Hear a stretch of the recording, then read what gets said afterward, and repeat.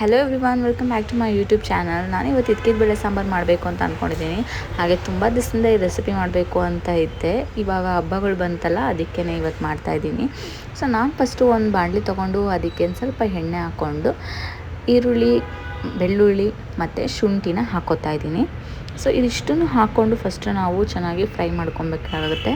ಯಾಕಂದರೆ ಇದಕ್ಕೆ 2 ಸತಿ ನಾವು ಈರುಳ್ಳಿನ ಹಾಕ್ಕೋಬೇಕಾಗತ್ತೆ. ಒಂದು ಸತಿ ಫ್ರೈ ಮಾಡಬೇಕಾದ್ರೆ ಆಗ ಇನ್ನೊಂದು ಸತಿ ಇದನ್ನು ಮಸಾಲಾಗೆ ರುಬ್ಕೊಳ್ಳೋಕ್ಕೆ ಅಂತ ಹಾಕ್ಕೊಂಡಿದ್ದೀನಿ.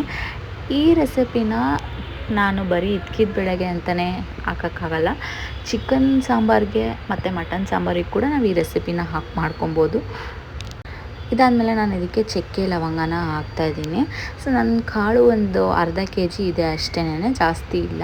ಸೊ ಅಷ್ಟಕ್ಕೆ ನಾನು ಇಷ್ಟನ್ನ ತೊಗೊಂಡಿದ್ದೀನಿ. ಸೊ ನಿಮ್ಮ ಕಾಳು ಜಾಸ್ತಿ ಇದ್ದರೆ ನೀವು ಜಾಸ್ತಿ ಮೆಷರ್ಮೆಂಟಲ್ಲೆಲ್ಲ ತೊಗೋಬೇಕಾಗುತ್ತೆ. ನಿಮಗೇನಾದರೂ 2 kg ಕಾಳಿದ್ರೆ ನೀವೊಂದು 7-8 ಚಕ್ಕೆ ಲವಂಗ ಪೀಸ್ಗಳನ್ನ ಹಾಕಬೇಕಾಗತ್ತೆ. ಸೊ ನಾನು ಡೈರೆಕ್ಟಾಗಿ ಇದಕ್ಕೆ ಧನಿಯಾ ಕಾಳನ್ನ ಹಾಕೋತಾ ಇದ್ದೀನಿ. ಧನಿಯಾ ಪೌಡರ್ನ ಇದಕ್ಕೆ ನಾನು ಹಾಕೋತಿಲ್ಲ. ಕಾಳಿದ್ರಿಂದ ಡೈರೆಕ್ಟ್ ನಾನು ಧನಿಯಾ ಕಾಳನ್ನ ಹಾಕೋತಾ ಇದ್ದೀನಿ. ಅದಾದಮೇಲೆ ಇದಕ್ಕೆ ಒಣಮೆಣ್ಸಿನ್ಕಾಯಿ ಹಾಕಿ ಕೊತ್ತಂಬರಿ ಸೊಪ್ಪು ಹಾಕಿ ಚೆನ್ನಾಗಿ ಫ್ರೈ ಮಾಡ್ಕೋತಾ ಇದ್ದೀನಿ. ಸೊ ಸಾಂಬಾರು ಟೇಸ್ಟ್ ಅಂತೂ ಸಖತ್ತಾಗಿ ಬರುತ್ತೆ. ನೀವು ಕೂಡ ಅದನ್ನು ಖಂಡಿತ ಮನೇಲಿ ಟ್ರೈ ಮಾಡಿ ನೋಡಿ ಒಂದು ಸತಿ. ಅದಾದಮೇಲೆ ಕೊಬ್ಬರಿನ ತುರ್ಕೊಂಡು ಇದಕ್ಕೆ ಆ್ಯಡ್ ಮಾಡ್ಕೋತಾ ಇದ್ದೀನಿ. ಸೊ ಇದಿಷ್ಟನ್ನು ಚೆನ್ನಾಗಿ ಮಿಕ್ಸ್ ಮಾಡ್ಕೊಂಡ್ಮೇಲೆ ಇದಕ್ಕೆ 1-2 ಟೊಮೆಟೊನ ಹಾಕ್ತಾಯಿದ್ದೀನಿ. ನಾನು ಆಗಲೇ ಹೇಳ್ದಂಗೆ ಇದನ್ನ ನೀವು ಚಿಕನ್ ಸಾರಿಗೆ ಮತ್ತು ಮಟನ್ ಸಾರಿಗೂ ಕೂಡ ಈ ಥರ ಮಾಡಿಕೊಂಡು ಕಾಳು ಬದಲು ಚಿಕನ್ ಮತ್ತು ಮಟನ್ ಹಾಕಿದ್ರೆ ತುಂಬಾ ಚೆನ್ನಾಗಾಗತ್ತೆ. ಸೊ ಇದನ್ನು ಚೆನ್ನಾಗಿ ಮಿಕ್ಸ್ ಮಾಡ್ಕೊಂಡಾದ್ಮೇಲೆ ಇದಕ್ಕೆ ನಾನು ಸಾಂಬಾರು ಪೌಡರ್ ಹಾಕ್ತಾಯಿದ್ದೀನಿ. ಸೊ ಮನೇಲಿ ಮಾಡಿರೋ ಸಾಂಬಾರು ಪೌಡರ್ ಹಾಕೋದ್ರಿಂದ ತುಂಬಾ ಟೇಸ್ಟ್ ಚೆನ್ನಾಗಿರುತ್ತೆ. ಅಂಗಡಿ ಸಾಂಬಾರು ಪೌಡರ್ ಅಷ್ಟೊಂದು ಟೇಸ್ಟ್ ಇರೋಲ್ಲ. ಸೊ ಸಾಂಬಾರು ಪೌಡರ್ ಮಿಕ್ಸ್ ಮಾಡ್ಕೊಂಡ್ಮೇಲೆ ಇದನ್ನು ಸೈಡ್ಗೆ ಎತ್ತಿಟ್ಬಿಟ್ಟಿದ್ದೀನಿ. ಅದಾದಮೇಲೆ ಇನ್ನೊಂದು ಪಾತ್ರೆಗೆ ನಾನು ಒಂದು ಸ್ವಲ್ಪ ಆಯಿಲ್ ಹಾಕ್ಕೊಂಡು ಸಾಸಿವೆ ಮತ್ತು ಜೀರಿಗೆನ ಹಾಕೋತಾ ಇದ್ದೀನಿ. ಅದಕ್ಕೆ ನಾನು ಈರುಳ್ಳಿ ಮತ್ತು ಕರಿಬೇವು ಸೊಪ್ಪನ್ನ ಕೂಡ ಒಂದು ಸ್ವಲ್ಪ ಹಾಕ್ಕೊತಾ ಇದ್ದೀನಿ.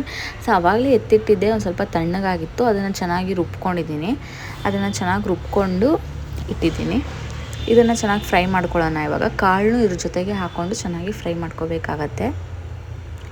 ಸೊ ಕಾಳು ಒಂಥರ ಕಲರು ಫುಲ್ಲು ಎಳೆ ಗ್ರೀನ್ ಇರುತ್ತೆ, ಲೈಟ್ ಗ್ರೀನ್ ಇರುತ್ತೆ. ಕಾಳು ಫುಲ್ಲು ಡಾರ್ಕ್ ಗ್ರೀನ್ ಆಗಬೇಕು. ಚೆನ್ನಾಗಿ ನಾವು ಅದನ್ನು ಫ್ರೈ ಮಾಡ್ಕೋಬೇಕು.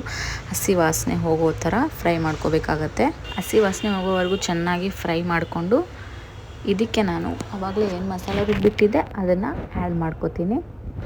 ಆಮೇಲೆ ಇದಕ್ಕೆ ಒಂದು ಸ್ವಲ್ಪ ಕಡಲುಪ್ಪು ಹಾಕ್ತಾಯಿದ್ದೀನಿ. ಇವಾಗಲೇ ಉಪ್ಪೆಲ್ಲ ಹಾಕ್ಕೊಂಡು ನೀಟಾಗಿ ಇದು ಮಾಡ್ಕೋಬೇಕು. ಯಾಕಂದರೆ ಕಾಳಿಗೆ ಚೆನ್ನಾಗಿ ಉಪ್ಪು ಖಾರ ಎಲ್ಲ ಹಿಡಿಬೇಕು. ಅದಕ್ಕೇ ಸ್ವಲ್ಪ ಉಪ್ಪು ಹಾಕ್ಕೊಂಡು ಚೆನ್ನಾಗಿ ಇದನ್ನು ಫ್ರೈ ಮಾಡ್ಕೋತಾ ಇದ್ದೀನಿ. ಕಾಳು ಚೆನ್ನಾಗಿ ಫ್ರೈ ಆಗುತ್ತೆ ಉಪ್ಪು ಹಾಕ್ಕೊಂಡ್ರೆ. ಇವಾಗಲೇ ಕೆಲವ್ರು ಸಾಂಬಾರೆಲ್ಲ ಆದಮೇಲೆ ಲಾಸ್ಟಲ್ಲಿ ಉಪ್ಪನ್ನ ಆ್ಯಡ್ ಮಾಡ್ತಾರೆ. ಹಂಗೆ ಮಾಡಬಾರ್ದು. ಹಂಗೆ ಮಾಡಿದ್ರೆ ಚೆನ್ನಾಗಿರಲ್ಲ. ಸೊ ಈ ಥರ ಮಾಡಿಕೊಂಡ್ರೆ ನಮಗೆ ಟೇಸ್ಟ್ ಚೆನ್ನಾಗಿರುತ್ತೆ.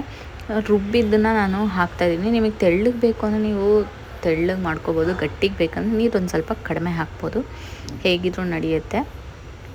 ಸೊ ಈ ಸಾಂಬಾರನ್ನ ದೋಸೆ, ಚಪಾತಿ, ಇಡ್ಲಿ, ಪೂರಿ ಎಲ್ಲದಕ್ಕೂ ತಿನ್ಬೋದು. ಬೇಸಿಕಲಿ ಮುದ್ದೆಗೆ ತುಂಬಾ ಚೆನ್ನಾಗಿರುತ್ತೆ. ನೋಡಿ, ಈ ಥರ ಮಸಾಲದಲ್ಲೇ ಇದನ್ನು ಚೆನ್ನಾಗಿ ತಿರುಗಿಸ್ಬೇಕು. ಅದಾದಮೇಲೆ ನಾವು ಎಷ್ಟು ನಮಗೆ ನೀರು ಬೇಕಾಗುತ್ತೋ ಅಷ್ಟನ್ನು ಹಾಕ್ಕೊಂಡ್ರೆ ಇದ್ಕಿದ ಬೇಳೆ ಸಾರು ರೆಡಿ ಆಗುತ್ತೆ. ತುಂಬಾ ಈಸಿಯಾಗಿ ಬೇಗನೆ ಮಾಡ್ಬೋದು. ನೀವು ಕೂಡ ಖಂಡಿತ ಇದನ್ನು ಮನೆಯಲ್ಲಿ ಟ್ರೈ ಮಾಡಿ ನೋಡಿ. ಹಾಗೆ ನಿಮಗೆ ಈ ವಿಡಿಯೋ ಇಷ್ಟ ಆಗಿದರೆ ಲೈಕ್ ಮಾಡಿ, ಶೇರ್ ಮಾಡಿ, ನನ್ನ ಚಾನಲ್ಗೆ ಸಬ್ಸ್ಕ್ರೈಬ್ ಮಾಡ್ಕೊಳ್ಳಿ. ಇದೇ ಥರ ವೀಡಿಯೋಸ್ಗೆ ನನ್ನ ಚಾನಲ್ನ ಫಾಲೋ ಮಾಡಿ. Thank you for watching.